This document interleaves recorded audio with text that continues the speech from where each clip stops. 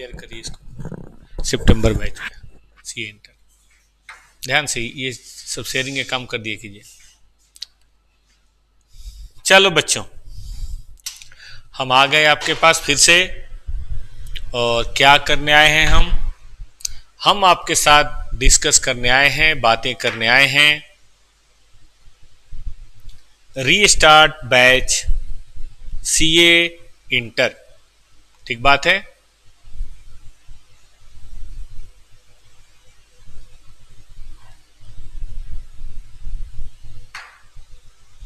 कल हम लोगों ने बात किया था चैप्टर 1 की बात, तो आज हम लोग करेंगे चैप्टर नंबर 2 की बात।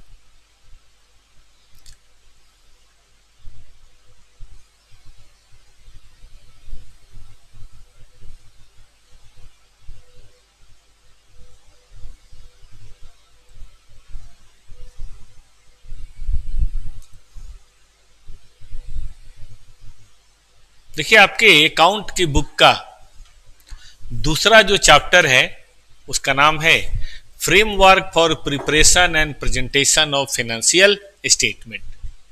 ठीक है, आइए इसको देखते हैं। चैप्टर नंबर 2 है, याद रहेगा, चैप्टर नंबर 2। इससे ऐसा देखा गया है कि एग्जाम में प्रैक्टिकल क्वेश्चन 5 नंबर का आता है। शायद अब की बार भी आया था, मुझे ठीक से याद नहीं, मैं देख के बता दूंगा कि अगर गोइंग कंसर्न ना हो तो कैसे अब बात करेंगे। इसी चैप्टर के अंदर है। चैप्टर का नाम क्या है? Framework for preparation and presentation of financial statement. ये भी गैप का पार्ट है। देखिए, फ्रेमवर्क का मतलब क्या होता है? कहीं भी फ्रेम का मतलब क्या होता है? ऐसा होता है ना, कुछ फ्रेम, लकड़ी का फ्रेम, शीशे का फ्रेम, लोहे का फ्रेम, जिसके अंदर चीजें स्थिर रहती हैं, फोटो स्थिर रहता है। ऐसे ही फाइनेंशियल स्टेटमेंट के प्रिपरेशन का भी एक फ्रेमवर्क है। ये कहता है कि framework is development of accounting standard and other accounting guidelines से principles. We need a foundation of underlying principle, है ना। तो कह सकते हैं for development of accounting standard, या किसी भी प्रिंसिपल के लिए एक फाउंडेशन होना चाहिए। इसीलिए एएसबी का फुल फॉर्म याद है, accounting standard board issued a framework in July 2000 which provide the fundamental basis for development for new standard और review of existing standard। मतलब इससे एक तो नया स्टैंडर्ड बनेगा, और अगर पुराना बन रखा है तो उसका रिव्यू भी आप इससे कर सकते हैं। ठीक है, तो फिर से बताता हूं फ्रेमवर्क का मेन काम क्या है बेटा। देखो, ये एग्जाम ओरिएंटेड क्लास है, इसलिए मेन फोकस एग्जाम पे रहेगा। कोई भी नया अकाउंटिंग स्टैंडर्ड डेवलप किया जाए या रिव्यू किया जाए तो किन बातों का ध्यान देना है, इसकी बात है।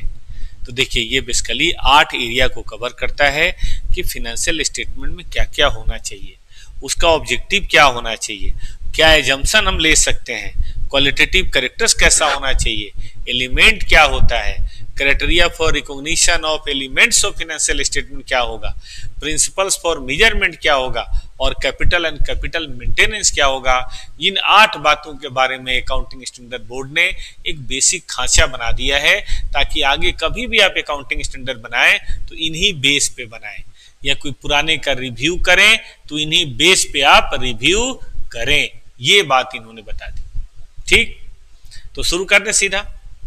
आइए, पर्पज ऑफ फाइनेंशियल स्टेटमेंट क्या है भाई? इसका purpose to assist ASB in development and review of AS. वो तो देखो मेन ऑब्जेक्टिव था ही। AS in proximity promoting harmony of the regulations and procedure for preparation by providing basis for reducing number of alternative accounting standard। हम कोशिश करेंगे कि framework के अंदर बेटा जी जो भी आपका अलग अलग ऑप्शन बहुत सारे हैं उनको कम किया जाए, लेकिन फिर भी हमारा रेगुलेशन प्रोसीजर गड़बड़ ना हो, इस बात के लिए है।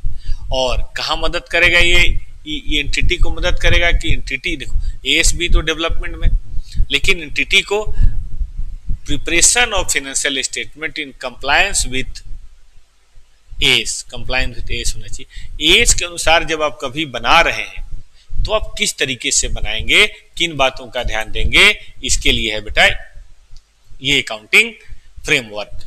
और अगर कोई टॉपिक मान लो कोई एस है उसमें टॉपिक कवर ही नहीं और आपके बाद वो है तो आप कैसे करेंगे? क्या आप कुछ भी कर देंगे? नहीं। अगर एस में कवर्ड नहीं है, एस के बाहर का कोई काम है तो कम से कम फ्रेमवर्क का तो ध्यान रखेंगे, फ्रेमवर्क से बाहर नहीं जाएंगे। ऑडिटर को मदद करता है इन फॉर्मिंग एन ओपिनियन, ठीक है, कि भाई क्या अकाउंटिंग स्टैंडर्ड के अनुसार एफए फिनेंशियल स्टेटमेंट बना है कि नहीं बना है, ये ओपिनियन फॉर्म करने में ये उसकी मदद करता है। और यूजर्स की मदद करता है in interpretation of financial statement, भाई यूजर को फिनेंशियल स्टेटमेंट को समझने में मदद मिलती है, अगर ऐसा है तो मदद मिलेगी, नहीं तो नहीं मिलेगी, ठीक है। तो ये क्या है, ये है purpose of framework. Exam point of view से बहुत इंपॉर्टेंट नहीं है, कभी रेयर कभी आ जाए ऑप्शन ऑप्शन में छोड़ छाड़ देना। इधर हम status and scope of framework, अब इसमें जो इंपॉर्टेंट आएगा अब आएगा, आप बताऊंगा, पहले इसे पढ़ लो क्या स्टेटस है। तो कहते हैं कि जनरल पर्पज फाइनेंशियल स्टेटमेंट में होता है, जो साल में बनाते हैं ना उसके ऊपर लागू होता है। मतलब अगर कोई मैनेजमेंट के पर्पज से या कोई इंटरनल कंजम्पशन के लिए स्टेटमेंट बना है उसको इसका होना जरूरी नहीं है। इवन जो वो कोई पीरियोडिक या कोई खास रिपोर्टिंग है तो वो भी नहीं, एनुअल फाइनेंशियल स्टेटमेंट में ये ज़्यादा काम आता है। कोई भी स्पेशल पर्पज रिपोर्टिंग हो तो उसके लिए इसका कोई मतलब नहीं है। बट कोई भी फ्रेमवर्क एस को ओवरराइड नहीं करेगा, मतलब एस में अगर दिया हुआ है तो मानेंगे एस है, आप उसको ओवरराइड नहीं कर सकते।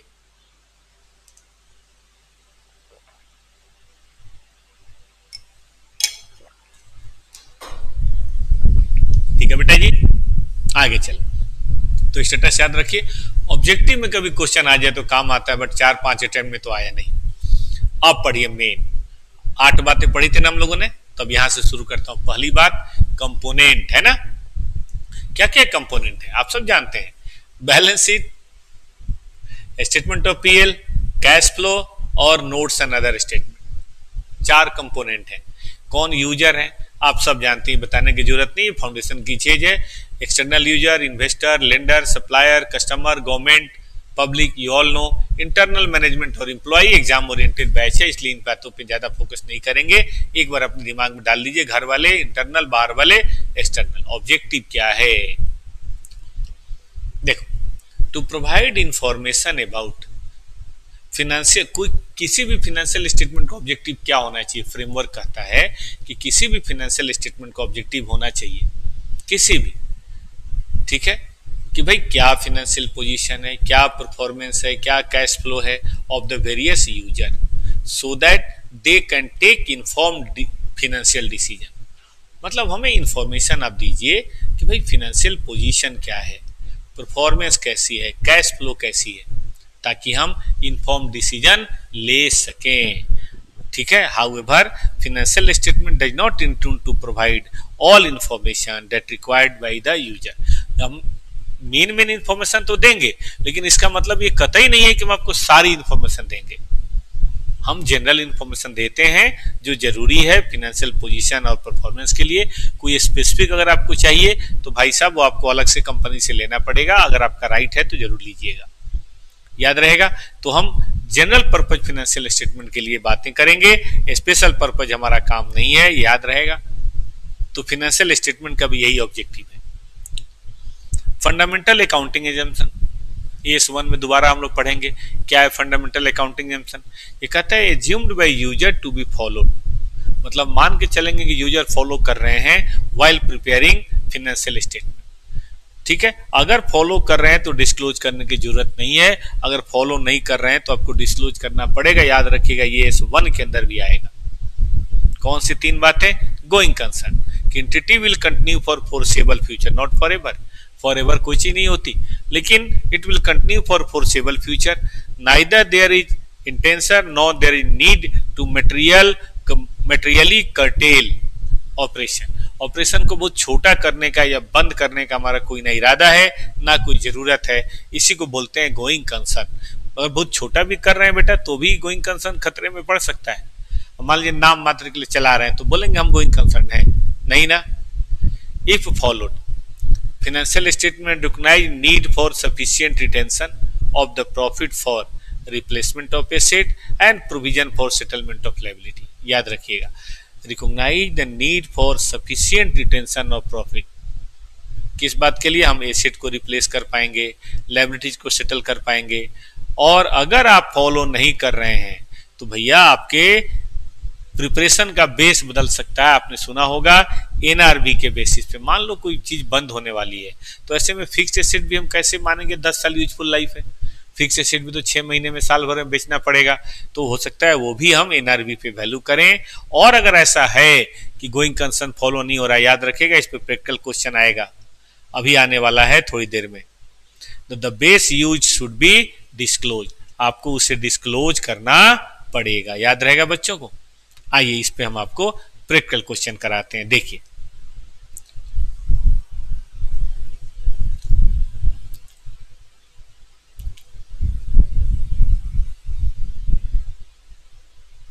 हर तरह की बातें बेटा कवर हैं, नोट्स एकदम बढ़िया से बना हुआ है।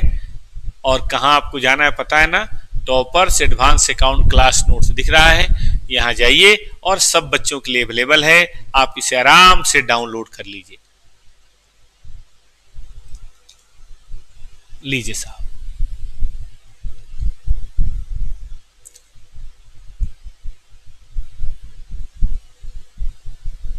देखिए फंडामेंटल अकाउंटिंग एजम्पशन देख रहे हैं, ये आपके स्टडी का क्वेश्चन नंबर SM1 है। तो अब चाहे तो आप इसको अपनी स्टडी में भी देख सकते हैं, और चाहे तो वहां से डाउनलोड करके आप आधे आधे स्क्रीन पे देख सकते हैं। अगर हार्ड कॉपी चाहिए तो फोटो कॉपी करा लीजिएगा भाई, नहीं तो टॉपर से भी ले सकते हैं, वो ऐप में जाके आप परचेज कर सकते हैं, कोई दिक्कत नहीं है। 1000 पर सब्जेक्ट, लेकिन मैं तो कहूंगा फोटो कॉपी करा लो, काहे के लिए फालतू में, हमें भी परेशान करोगे, खुद भी परेशान होगे। इधर आओ, balance sheet of trader is given, आपके सामने है। Remaining life of property plant equipment is 5 years। The pattern use is even, NRV इतना है। पता नहीं एनआरवी क्यों दिया है, हमने तो स्टॉक का पढ़ा था। परचेज एंड सेल इतना है, कॉस्ट और एनआरवी ये है, एक्सपेंसेज आपके सामने है जिसमें इंटरेस्ट भी शामिल है। डेफर्ड कॉस्ट एमोटाइज 4 years, 4 साल में हम इसको एमोटाइज करते हैं। ट्रेड रिसीवेबल इतना है, 2000 डाउटफुल है। Collection of other 4000 depend whether successful installation of product supply to customer, मतलब कस्टमर को हम प्रोडक्ट दे रहे होंगे, सक्सेसफुल री इंस्टॉल करेंगे तभी 4000 मिलेगा, वरना डूब जाएगा। ट्रेड पेबल आपके सामने, likely to be settled at 5% discount. Cash balance आपके सामने है। Early repayment penalty for loan है, आपको पीएल बनाना है अगर गोइंग कंसर्न है, और गोइंग कंसर्न नहीं है। ये एग्जाम में कम से कम 3 से 4 बार आ चुका है प्यारे बच्चों, देखोगे इसको। देखो गोइंग कंसर्न है तब तो कोई दिक्कत नहीं है, आप जैसे डेली पढ़ते हैं बिल्कुल उसी तरह से होगा। सेल लेंगे, क्लोजिंग स्टॉक लेंगे।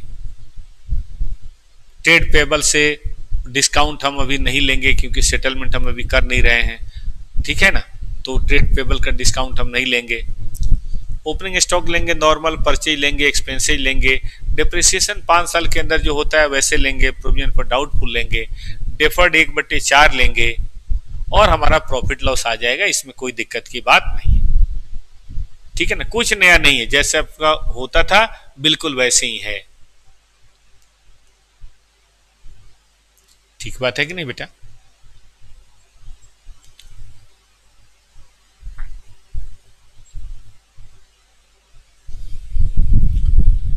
ठीक है, चला जाए आगे। अब आइए बैलेंस शीट में देख लीजिए। बैलेंस शीट में 1/5 गया स्टॉक जैसे होता है, प्रोविजन घटा के, deferred cost 3/4, bank balance, cash, PL, loan वगैरह। तो इसमें कुछ भी नया नहीं, ये मुझे नहीं पढ़ाना था। मुझे पढ़ाना है कौन सा? जब गोइंग कंसर्न ना हो, सावधान।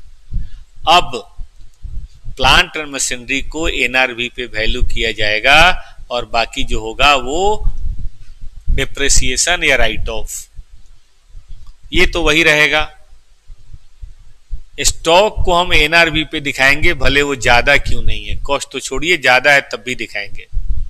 एक्सपेंसेज में तो कोई चेंज नहीं, लेकिन डेफर्ड अब ये 100% एमोटाइज होगा, 1/4 नहीं होगा। ट्रेड रिसीवेबल 2000 तो होगा ही होगा, ये 4000 भी डूबेगा क्योंकि मशीन कंपनी बंद होगी तो हम री इंस्टॉल कैसे करेंगे। ट्रेड क्रेडिटर से 5% यानी कि ये प्रॉफिट होने वाला है। और लोन का अर्ली पेमेंट करेंगे तो लोन की पेनाल्टी भी हमें भरनी पड़ेगी, याद रहेगा बच्चों को, लोन की हमें पेनाल्टी भी भरनी पड़ेगी। तो ये बात आपको यहाँ पे ध्यान देनी है। ठीक है बच्चों, आ जाओ, ये सब केसेज हैं। देखो अब की बार सेल्स वही आएगा लेकिन स्टॉक चेंज हो गया। क्रेडिटर से भी 600 का बैलेंस है, वो भी बदल गया, बदला। ओपनिंग स्टॉक यही रहेगा, परचेज यही रहेगा, एक्सपेंसेज रहेगा।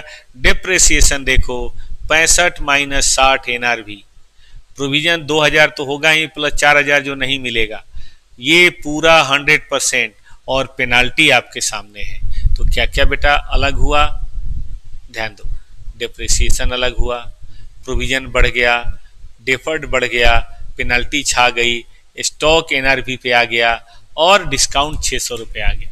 जाहिर है प्रॉफिट बदलेगा और इन सब का बैलेंस शीट में असर बदलेगा। क्यों?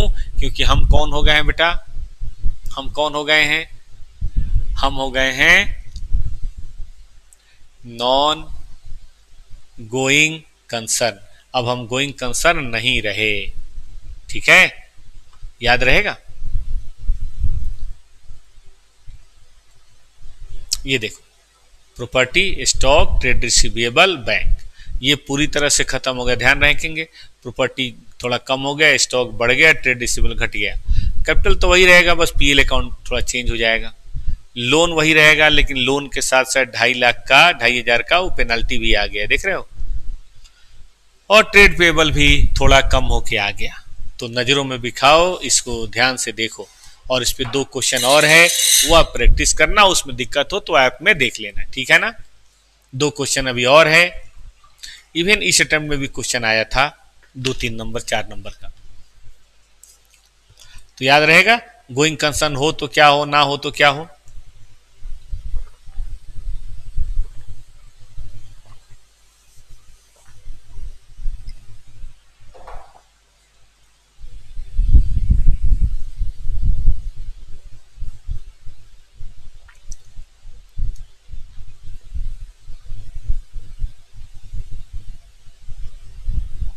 ओके, चलो आगे बढ़ो। अब बेटा हम लोग पढ़ते हैं वापस कॉन्सेप्ट, ये पढ़ रहे थे ना कि देख भाई गोइंग कंसर्न है, फॉलो होगा तो कोई बात नहीं, फोर्सेबल फ्यूचर में हो तो ठीक है, फॉलो होगा तो हमें ये भी ध्यान देना है कि सफिशिएंट रिटेंशन है, नहीं है तो फिक्स एसेट वगैरह एनआरवी पे होगा। और ये बात बतानी है कि हम एनआरवी वगैरह पे वैल्यू कर रहे हैं, ये बात आपको बतानी भी है। अब भाई एक्रूअल बेसिस, क्या है एक्रूअल बेसिस? वही जो 11th में था, वही जो फाउंडेशन में था, चीजें बदल थोड़ न जाएंगी कि revenue and cost and recognise as and when incurred, accrued, earned, not when it is received. तो हम अपनी अकाउंटिंग बढ़िया मैचिंग कॉन्सेप्ट के चलते किस बेसिस पे करते हैं, एक्रूअल बेसिस पे करते हैं। एक्रूअल बेसिस पे हम अपनी अकाउंटिंग करते हैं। अगर आप कर रहे हैं तो बताने की जरूरत नहीं कि हम कर रहे हैं, ये माना जाएगा कि आपने सारे इनकम एक्सपेंस को एक्रूअल बेसिस पे लिया है। लेकिन अगर आप नहीं कर रहे हैं तो ये बताने की जरूरत है कि आप नहीं कर रहे हैं। सुना आपने, ये बताने की जरूरत है कि आप नहीं कर रहे हैं। आइए, consistency, it assume that accounting policies are consistent from one period to another for better comparability. हम ये ज्यूम करते हैं कि accounting policies are consistent from one period to another, जैसा पिछली बार था वैसा ही अब की बार है, उसके पहले भी वैसा ही था। क्योंकि हम जानते हैं अकाउंटिंग पॉलिसी का असर पड़ता है। अगर अकाउंटिंग पॉलिसी हर बार बदल जाए तो रिजल्ट को या पोजीशन को कंपेयर नहीं कर सकते, तो इसीलिए माना जाता है कि अकाउंटिंग पॉलिसी आप कंसिस्टेंट बेसिस पे फॉलो करेंगे। लेकिन इसका मतलब ये नहीं कि रिजिड है और कभी नहीं बदलेंगे, ठीक है, कंसिस्टेंट बेसिस पे फॉलो करेंगे, लेकिन इसका ये इतना मतलब बिल्कुल नहीं होता कि हम कभी बदल नहीं सकते। बदल सकते हैं, आप चेंज कर सकते हैं 3 सिचुएशन में। कब? जब रिक्वायर्ड वे इंस्टीट्यूट हो, या कोई एएस आ जाए, या more appropriate presentation by management person कि आपको लगता है फाइनेंशियल स्टेटमेंट किसी और तरीके से दिखाएं तो ज्यादा बेटर होगा, आप बदल सकते हैं। तो रिजिडिटी नहीं है, लेकिन कंसिस्टेंसी मजबूरी है।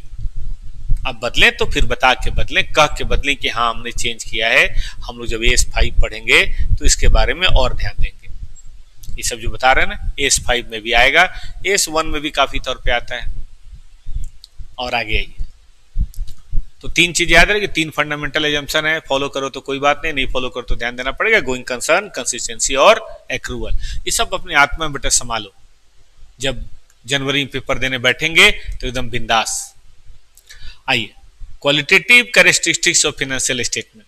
समय दीजिए, समय देंगे बेटा सब कुछ मिलेगा, बगैर समय दिए किसी चीज की इच्छा करना मूर्खता है, बेकार है। फाइनेंशियल स्टेटमेंट में क्वांटिटी जो भी है, land, building, plant, machinery, furniture, उससे मतलब नहीं, लेकिन क्वालिटी क्या होनी चाहिए, what should be the quality. कहा गया रिलेवेंस।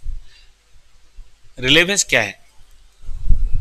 देखो, बहुत ज्यादा इरिलेवेंट इंफॉर्मेशन दे दोगे तो कंफ्यूजन होगा, इसीलिए हमें केवल रिलेवेंट इंफॉर्मेशन होनी चाहिए जो economic decision of the user को इन्फ्लुएंस करने की क्षमता रखते हो। जो नहीं रखते हो बेकार की चीजें, क्या फर्क पड़ता है। जैसे आप किसी पार्टी में जा रहे हैं, अब उस पार्टी में गाजर का सलाद है या मूली का सलाद, इससे क्या फर्क पड़ता है। असली बात है रसमलाई है कि नहीं, सीधी बात, ठीक बात है कि नहीं। तो रसमलाई है तो हम जाएंगे, नहीं है तो नहीं जाएंगे। अब सलाद गाजर का है, खीरे का है, मूली का है, नहीं है, चुकंदर है, हमें क्या फर्क पड़ता है। तो पार्टी में चुकंदर होना नहीं होना मायने नहीं रखता, लेकिन रसमलाई होना मायने रखता है। उसी तरह के फाइनेंशियल स्टेटमेंट, डेटर क्या देखना चाहता है, क्रेडिटर क्या देखना चाहता है, गवर्नमेंट एजेंसी क्या देखना चाहते हैं, उनके काम की चीजें होनी चाहिए। बेकार की बातें रखने की कोई जरूरत नहीं, ज्यादा इंफॉर्मेशन बहुत अच्छी चीज नहीं है, ठीक। इट शुड बी जज बाई मेटेरियलिटी, जो भी आपका जो है ना ये रिलेवेंसी, मेटेरियलिटी से जज होगा। And information is said to be material अगर उसका मिस स्टेटमेंट, ओमिशन या erroneous statement can influence the economic decision of user. अगर यूजर के इकोनॉमिक डिसीजंस को इंपैक्ट करने की क्षमता रखता है, सुना आपने, यूजर के इकोनॉमिक डिसीजन को इंपैक्ट करने की क्षमता रखता है, तो क्या बोलेंगे बेटा इसको हम बोलेंगे कि भाई ये चीज मटेरियल है, जिसकी जानकारी होना, मिस स्टेटमेंट होना, ओमिशन होना हमारे डिसीजन को बदल दे। ये काफी हद तक size and nature of item पे डिपेंड करता है, उस स्पेसिफिक सर्कमस्टांस। बताऊं, कल सीए फाउंडेशन में आया था ये क्वेश्चन कि क्या मेटेरियलिटी साइज, सर्कमस्टांसेज, परिस्थिति पे डिपेंड करती है, नेचर पे डिपेंड करती है, नहीं करती है। कल ही क्वेश्चन आया था सीए फाउंडेशन में, कंपल्सरी 2 नंबर का। खैर आपके सीए इंटर में आएगा। हाँ, सम कंस्टेंट है, देखो भाई, टाइमलीनेस, समय पे देना भी जरूरी है, तभी रिलेवेंट माना जाएगा। और balance between cost and benefit, information को मुहैया कराने में जो खर्चा लग रहा है और उस होने वाला जो बेनिफिट है वो मैच होना चाहिए। बहुत ज़्यादा खर्च करके कोई छोटी मोटी इंफॉर्मेशन हासिल करे जिससे कोई फर्क नहीं पड़ता, तो इतना मेहनत करने की जरूरत नहीं है, ठीक बात है ना।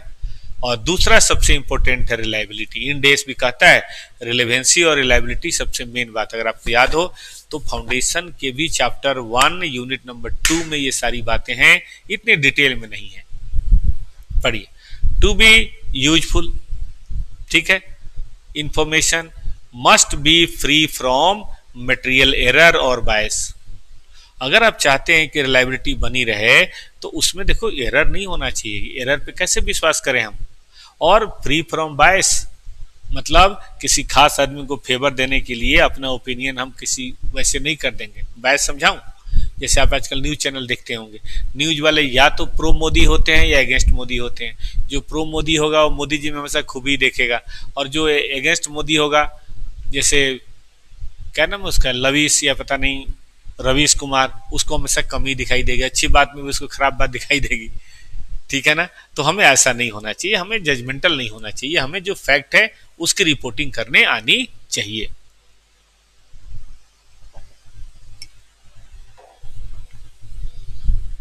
Information is not reliable unless transactions and events are faithfully represented. देखो, ईमानदारी से रिप्रेजेंट नहीं करोगे, reported on the basis of substance over legal form, आप वास्तविकता नहीं लीगली जैसा दिखाई देगा वैसे करोगे, तुम कैसे मानेंगे कि भाई रिलायबल है।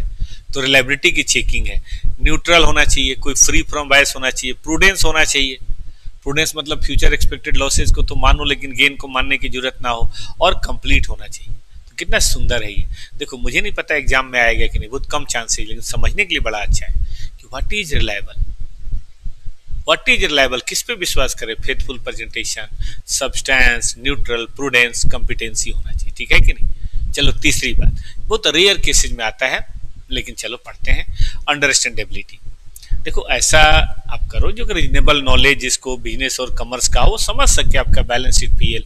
एकदम टेक्निकल लैंग्वेज खतरनाक तरीके से आप कर दोगे तो उससे क्या ही बात बनेगी। ठीक है ना? और कंपेरेबिलिटी, भाई देखो ऐसा करो कि इंटर फॉर्म और इंट्रा फॉर्म कंपेरिजन हो सके। वो तो तभी होगा जब यूनिफॉर्म पॉलिसी होगी। ठीक बात है कि नहीं? फ्रेमवर्क का मेन काम ही है यूनिफॉर्मिटी लाना ताकि कंपेरेबिलिटी बढ़ सके। एएस का मेन काम ही यही है। तो ये बात आपको यहाँ पे ध्यान देनी है, याद रहेगा बच्चों को। तो यही था हमारा, बताइए क्या, फ्रेमवर्क की पहली बात। अभी बात खत्म नहीं हुई, आइए दिखाते हैं दूसरी बात। ये मैंने जान कॉन्सेप्ट में बेटा बांट रखा है। Element of financial statement. Financial statement में क्या होता है आप सब जानते हैं। पीएल स्टेटमेंट में इनकम एक्सपेंस होता है और बैलेंस शीट में एसेट, लायबिलिटी एंड इक्विटी होता है। ठीक है, एसेट क्या है ये पढ़ने वाली बात नहीं, आप सब जानते हैं। एसेट रिसोर्स है, नॉन फाइनेंशियल और financial. Non financial tangible, intangible, और फाइनेंशियल में इन्वेस्टमेंट, डेटर, बैंक डिपॉजिट वगैरह वगैरह। Probability to generate future economic benefit, ये बहुत बड़ी बात है। एसेट वो है जो फ्यूचर इकोनॉमिक बेनिफिट दे। आप अपने घर के लिए क्या हो? एसेट की लायबिलिटी। अगर घर के काम आओगे, पैसा कमाओगे तो एसेट हो, नहीं पढ़ोगे, घर के खर्चे केवल करोगे तो लायबिलिटी हो। Research must satisfy sufficiently control by entity, हमारा होना चाहिए। तो ओन हो या लीज हो, लीज एसेट भी दिखा सकते हैं क्योंकि उसमें भी तो बेनिफिट हमारा होता है। But employees are not resource, याद रखिएगा, ऑब्जेक्टिव में आ सकता है क्या एम्प्लॉय रिसोर्स, हम बोलेंगे नहीं। अच्छा, कॉस्ट पे दिखाना है या कोई ऐसी वैल्यू जो रिलायबली मेजर्ड हो सके उस पे दिखाना है। जैसे रिवैल्यूएशन भी हो तो तरीके से हो, मनचाहा रिवैल्यूएशन नहीं कर सकते हैं। तो ये है एसेट, याद रहेगा। लायबिलिटी क्या है? लायबिलिटी है present obligation due to past event. Amount certain हो, लोन, क्रेडिटर वगैरह, या अनसर्टेन हो तो कोई बात नहीं, प्रोविजन वगैरह। अब प्रोविजन कैसे बनेगा इसके ऊपर अलग से एस है। आउटफ्लो ऑफ इकोनॉमिक रिसोर्सेज के चांसेज हो, पैसा जाएगा तभी तो लायबिलिटी है। और provision for diminution of asset are not liability, मतलब प्रोविजन फॉर डाउटफुल लायबिलिटी नहीं है। Provision for depreciation, provision for investment, provision for stock, ये लायबिलिटी नहीं है। लायबिलिटी मतलब जहां outflow of economic resources. Debtor के प्रोविजन में क्या बात है? मान लो 10,000 का डेटर है, डूबने की उम्मीद है, तो ऐसा थोड़ा ना कि मुझे पैसा देना पड़ेगा, मेरा पैसा नहीं मिलेगा, देना तो नहीं पड़ेगा बेटा। तो ये बात हमें यहाँ पे ध्यान देनी है। इक्विटी क्या है? इक्विटी रेजिडेंशियल रेसिडुअल इंटरेस्ट है in the asset. Asset minus liability बराबर इक्विटी, मतलब बिजनेस में लायबिलिटी हटा दो तो जो बच गया मेरा एसेट है। ठीक। चेंज ड्यू टू कंट्रीब्यूशन या distribution of equity, interest earned या एक्सपेंस इनकर्ड। सुना आपने? चेंज ड्यू टू कंट्रीब्यूशन या डिस्ट्रीब्यूशन ऑफ इक्विटी। याद रखो, सबसे बड़ी बात है कि अगर कभी चेंज होता है, आपका इंटरेस्ट अर्न्ड होगा या एक्सपेंस होता है, तो आपका कंट्रीब्यूशन या डिस्ट्रीब्यूशन भी बदल जाएगा। इनकम क्या है? Increase in economic benefit during accounting period in form of, या तो इनफ्लो हो जाए, या इंक्रीज इन एसेट हो जाए, या डिक्रीज इन लायबिलिटी हो जाए। इसके अंदर रेवेन्यू और गेन, प्रॉफिट और लॉस सब शामिल है। और expenses, decrease in economic benefit, या तो आउटफ्लो ऑफ एसेट्स हो या इंक्रीज इन लायबिलिटी हो। इसके अंदर लॉसेज भी शामिल किए जाएंगे। तो ये 5 एलिमेंट्स थे, ये बात आप सब जानते हैं, ये यहाँ पे दोहरा दिया गया और दोहराना जरूरी था एग्जाम के लिए ना से, लेकिन रियल लाइफ में किसको बोलेंगे इनकम, किसको बोलेंगे एक्सपेंस, इस बात के लिए। अब ये 10 नंबर बेटा ध्यान से पढ़ लीजिए, ये एग्जाम में आता है। ये 10 नंबर जो मैं बताने जा रहा हूं, ध्यान से पढ़िएगा। This is important for examination. इसमें क्वेश्चन आ चुका है, तो इसमें 2 ही इंपॉर्टेंट है। एक तो गोइंग कंसर्न वाला, उस पर क्वेश्चन आता है, और एक इस पे क्वेश्चन आता है। ठीक है, पढ़िए। Measurement of element, framework recognised 4 measurement basis. कितने? 4। फाउंडेशन में भी है, chapter 1 unit 6। Can be used in varying combination, वो आपकी मर्जी है, जैसा एस में लिखा हो उसके अनुसार से आप इस्तेमाल कर सकते हैं। सबसे प्यारा राज दुलारा हिस्टोरिकल कॉस्ट कि asset are recorded at an amount of cash और cash equivalent paid for acquisition. किसी एसेट को खरीदने में जो पैसा आपने दिया है 10 लाख 50,000, वो उसके हिस्टोरिकल कॉस्ट है अगर एसेट है। और liability the amount of cash expected to be paid to satisfy the obligation, जो आप सोच रहे हैं कि हमें पैसा देना पड़ेगा, वही हमारी लायबिलिटी है। करंट कॉस्ट क्या है? करंट कॉस्ट मतलब एंट्री वैल्यू भी बोलते हैं। देखो, asset are carried at the amount of cash and cash equivalent that would have to be paid if same or equivalent asset are required now।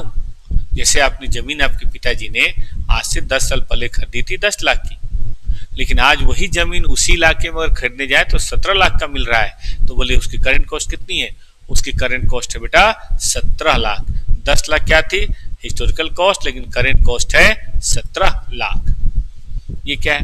Amount that would be required to settle the liability currently। ये वही बात, ये कि हम जो expect कर रहे हैं और है कि अगर अभी दें तो क्या लगेगा। एक होता है ना 5 साल बाद हम डिबेंचर को देंगे तो क्या होगा, और डिबेंचर पर अभी दें तो करंट कॉस्ट उसकी क्या होगी। एक होता है रियलाइजेबल वैल्यू, इसको बोलते हैं एग्जिट वैल्यू, मतलब जाने की वैल्यू। एसेट करेंटली रियलाइजेबल और sale of asset is an orderly disposal. Orderly disposal मतलब नॉर्मल ट्रांजैक्शन में जहां स्ट्रेस ना हो, ऐसी कोई बात ना हो। अगर कोई चीज मैं अगर अभी बेचूं, कुछ करूं तो क्या होगा, इसको बोलते हैं रिलाइजेशन। एग्जांपल, ये मैंने मोबाइल खरीदा था कि जमाने में 33,000 का, लेकिन आज मैं बेचने जाऊं तो मुझे क्या मिलेगा, जो इसकी प्रेजेंट सिचुएशन है। मुझे लगता है 3,000 भी मिल जाए तो बहुत है। तो बताइए 3,000 क्या है? इसकी रिलाइजेबल वैल्यू है, जबकि हिस्टोरिकल कॉस्ट इसकी 32,000 है। और liability which is expected to be paid in normal course, normal course में क्या देना पड़ेगा ये वही है। तो लायबिलिटी का रिलाइजेबल वैल्यू और लायबिलिटी का हिस्टोरिकल कॉस्ट वैल्यू मोर और लेस एक ही है। ये पढ़िए, present value. Present value of future net cash flow, ये बड़ा इंपॉर्टेंट है, कई एस में काम आया है बेटा। एस 28 में तो बहुत ही काम आएगा। मेरे पास एक बिल्डिंग है, मैं उसे अगर ना बेचूं तो यूज करूंगा कम से कम 30 साल भाड़े पे। कितने साल? 30 साल में उसे यूज करूंगा। किस चीज में यूज करूंगा? भाड़े पे। ठीक है, अब 30 साल बेटा मैंने भाड़े पे यूज किया, फिर क्या करूंगा? फिर मैं उसे बेचूंगा तो बेचने के मुझे पैसा मिलेगा। ठीक बात है ना, बेचने पे मुझे पैसा मिलेगा, तो वो आप देख लीजिए।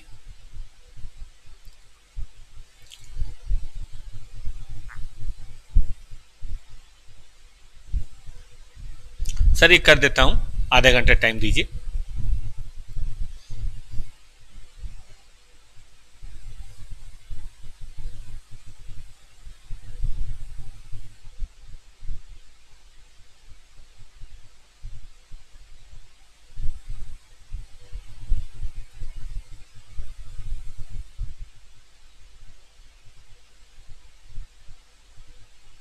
चलें आगे।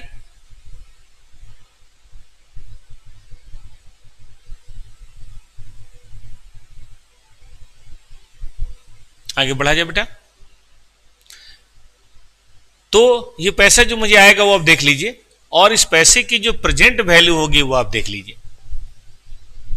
ये पैसा जो आएगा उसकी प्रेजेंट वैल्यू आज क्या होगी? आप पढ़ते हैं ना एफएम में प्रेजेंट वैल्यू, वो क्या होगा? यही उसकी प्रेजेंट वैल्यू है। जैसे मुझे मान लीजिए 50 लाख रुपए का लोन मिलेगा और बाद में 30 लाख और मिलेगा, तो 80 लाख की प्रेजेंट वैल्यू क्या होगी? इसी को बोलते हैं इकोनॉमिक वैल्यू या वैल्यू इन यूज। कई एस में काम आएगा। पढ़ो, फ्यूचर नेट कैश फ्लो की present value that an item is expected to generate in normal course of business. ठीक है, हेलो बेटा, कुछ बात है, कोई प्रॉब्लम है तो पूछिए। क्या नाम है? एडिट्रॉन। टेक्निकल आप लोग रखते हैं अपना ऑनलाइन नेम, बहुत बढ़िया। Present value of future cash flow that is expected to required to be settle a liability normal course of business, इसको बोलते हैं लायबिलिटी। एक ही बात है, एसेट और लायबिलिटी और दोनों की वैल्यू सेम है। तो 4 बातें याद रहेंगी। कौन कौन सी? हिस्टोरिकल जो दिया था, करेंट जो अभी देना पड़ेगा, रिलेजेबल अगर हम बेचें तो हमें क्या मिलेगा, प्रेजेंट वैल्यू अगर यूज करें तो उसकी प्रेजेंट वैल्यू क्या होगी। ठीक, चल अब लास्ट वाले पे भी क्वेश्चन आता है बेटा, capital maintenance.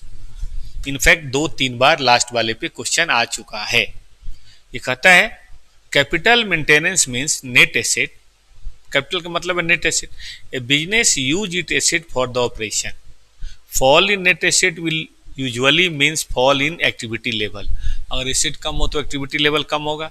Therefore business must maintain its net asset to ensure continued operation at least at the same level of year after year. ठीक है ना, ईयर आफ्टर ईयर ये चलता रहे। 3 टाइप्स ऑफ कैपिटल होता है बेटा, ऐसा माना गया है कि 3 तरह का कैपिटल है जिसको आपको मेंटेन करने की जरूरत है। एक है historical capital eight historical, financial capital eight historical cost, financial capital eight historical cost, ये तो सबको पता है, जो हमने पैसा दिया उसके बेसिस पे। लेकिन अगर इन्फ्लेशन हो रहा है तो फिनेंशियल कैपिटल में मॉनेटरी पॉइंट भी ध्यान देना पड़ेगा, आपको करेंट परचेजिंग पावर देखना पड़ेगा। किसी ने पढ़ा है इकोनॉमिक्स में नॉर्मल नोशनल जीडीपी और रियल जीडीपी? रियल जीडीपी मतलब गुड्स एंड सर्विसेज जो हम रखते हैं, और नॉमिनल जो उसकी करंट वैल्यू है। तो नॉमिनल तो इन्फ्लेशन के चलते बेटा बदल जाता है ना। तो मान लीजिए एक आदमी है जो 10 लाख रुपए का गोल्ड अपने दुकान में रखता है। अब 10 लाख रुपए का गोल्ड आज से 10 साल पहले और आज बड़ा फर्क है। 10 साल पहले हो सकता है कि 10 लाख का गोल्ड आपको मतलब क्या कहेंगे, थोड़ा बहुत आ जाता होगा। अब तो 10 लाख में कुछ नहीं आना, ठीक बात है कि नहीं? तो ये 100 ग्राम होगा गोल्ड अब, लेकिन आज से पहले शायद आधा किलो हो जाता हो। तो ये बात आपको यहाँ पे ध्यान देनी है। हाँ, इसमें हम यूज कौन सा करेंगे, एवरेज इंडेक्स। एवरेज मतलब सब जैसा बढ़ रहा है वैसे। बट अगर स्पेसिफिक बात करेंगे, फिजिकल कैपिटल मुझे गोल्ड ही मेंटेन करना है, तो गोल्ड किस रेट से बढ़ा है ये आपको देखना पड़ेगा। एक तो था ना इन्फ्लेशन 10% है, 5% है, वो है, और एक है कि नहीं गोल्ड किस रेट से है, क्योंकि ऐसा हो सकता है सब कुछ का दाम बढ़ाओ गोल्ड का घटा हो, सबका घटा हो गोल्ड का बढ़ाओ, ऐसा हो सकता है। मतलब एवरेज और स्पेसिफिक फर्क हो सकता है ना।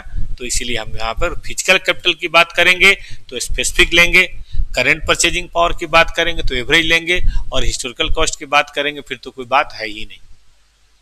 ठीक है, ये तो आप समझते हैं ना टाइप्स ऑफ कैपिटल। फिजिकल और फिजिकल मतलब मॉनेटरी मतलब कितने रुपए, 5 लाख 10 लाख। फिजिकल मतलब साबुन, 2 किलो गोल्ड, इतना मोबाइल, इसको बोलते हैं फिजिकल कैपिटल। अब देखो ना, मान लो कोई गोल्ड पहले 50 लाख रुपए किलो था, तो 50 गुने 2, लेकिन अब 100 रुपए 1 करोड़ रुपए किलो है। ठीक है, तो 1 करोड़ होना चाहिए ना, अब 2 करोड़ की बात होगी अब उसी गोल्ड के लिए। तो फिनेंशियल कैपिटल और फिजिकल जैसा क्वेश्चन कहेगा वो आपको देखना है। कोशिश बेटा जी परचेजिंग पावर में अगर चेंज हो रहा हो तो किसकी होनी चाहिए, फिजिकल कैपिटल की होनी चाहिए। तो बेटा यही था हमारी तरफ से फ्रेमवर्क, लेकिन ऐसे नहीं, एक प्रैक्टिस भी तो हो जाए। तो अपने प्यारे बच्चों के लिए मैं लेके आया हूं एक प्रैक्टिस, ये देखो।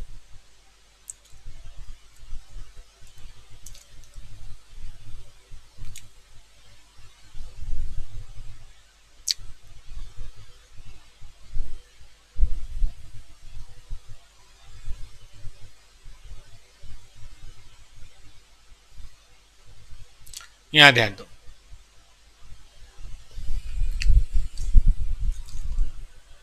12,000 है, 6,000 यूनिट, 2 रुपए। इस साल हमने उसे 3 रुपए बेच दिया और 6,000 विड्रॉ कर लिया। अब आप ही बताओ, 3 रुपए बेचा है, 18 हुआ, 2 रुपए खरीदा था हिस्टोरिकल कॉस्ट, प्रॉफिट कितना हुआ, हमने विड्रॉ कर लिया कितना, 6,000। कोई बात नहीं, प्रॉफिट नहीं रिटेन किया, कोई बात नहीं, हम कहेंगे कैपिटल मेंटेन्ड है।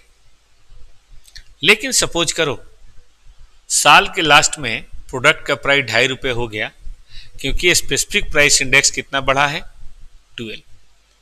अब अगर आप बात करते हैं स्पेसिफिक फिजिकल कैपिटल मेंटेनेंस की, तो ध्यान दीजिए आपका सेल प्राइस कितना है, लेकिन अब खुद खरीदने जाएंगे तो आज उसकी स्पेसिफिक कॉस्ट कितनी होगी, 2.5 रुपये होगी बेटा। तो आपका रियल में प्रॉफिट कितना हुआ, बाकी तो इन्फ्लेशन है। तो अगर आपने 6,000 ड्रॉ कर लिया तो हम कहेंगे हम अपनी कैपिटल मेंटेन नहीं कर पाएंगे, we can not maintain our capital. ठीक बात है, कैपिटल मेंटेन नहीं हो पाएगा। तो हमें 6,000 अगर ड्रॉइंग कर लिया तो हमने अपनी कैपिटल को बेसिकली 3,000 से कम कर लिया, नॉट परमिसेबल। और आगे पढ़ते हैं।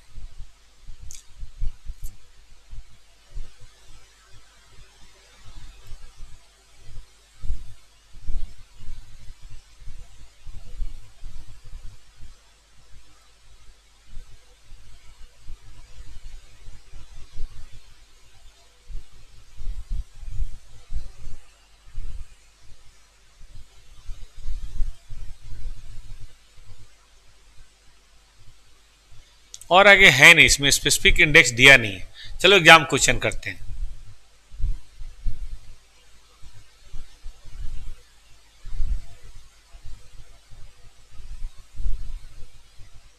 जनवरी, यही देख लो, इतना है, इतने यूनिट से हमने खरीदा, बेचा इतने यूनिट से, तो बताओ कितना हम विड्रॉ कर सकते हैं। तो जो प्रॉफिट है हिस्टोरिकल कॉस्ट पे वही देख लीजिए, हिस्टोरिकल कॉस्ट पे तो कोई दिक्कत है ही नहीं ना बेटा। तो 60,000 गुने 30, 60,000 गुने 20, तो आप कितना कमा सकते हैं, मैं कर देता हूं। सेल प्राइस कितना है, 60,000 गुने 20, 30, 18 लाख, वही क्वेश्चन है। हिस्टोरिकल कॉस्ट कितनी है,